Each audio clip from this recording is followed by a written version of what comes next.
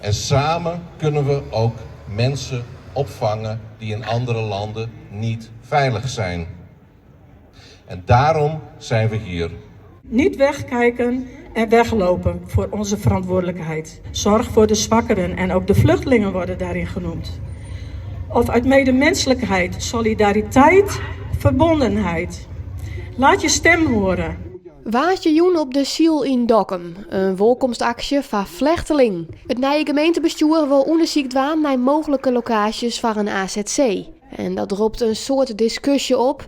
En bij deze demonstratie wil de initiatiefnemer Sjen litten dat er echt mensen positief binnen over de komst van vlechteling naar Noord-Friesland. Mijn boodschap is vooral dat we met z'n allen heel solidair met elkaar wezen. We zijn alle keer mensen, we willen alle keer een veilig thuis en laten we dat met elkaar doen en eigenlijk daar de mouwen in opstroepen. Als iedereen, elke gemeente meedoet, nou, ze had nou weer een AZC van 210 mensen, nou vergeleken bij 20 jaar geleden weer een AZC van 400 tot 600 mensen. Ik denk, nou, dit moet gewoon kunnen.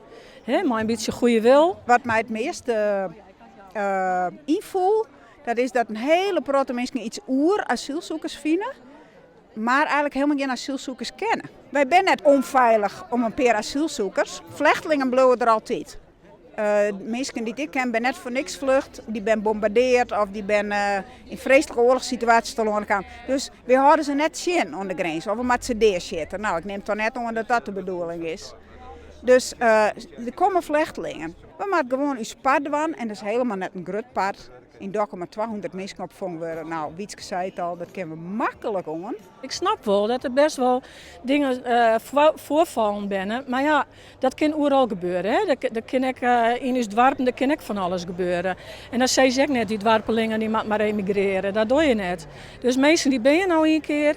En laten we nou zien hoe we daar op een beetje menselijke manier maar ook waar een goede inhoud aan kunnen. Net alleen nog de vaststanders van een vluchtelingenopvang litten Hasjen en Jerre in Dokkum. Tongensje te joen is er bij het stadhuis een demonstratie aankondigen van standers van een mogelijk asielziekerscentrum. En krijgt die demonstratie wie van de organisatoren van de welkomstactie een reden om haar eigen loert ek Jerre te litten. De aanleiding weer inderdaad dat er morgen een demonstratie te zien is. En ja, wat ik al zei, ik ben het er net mee eens.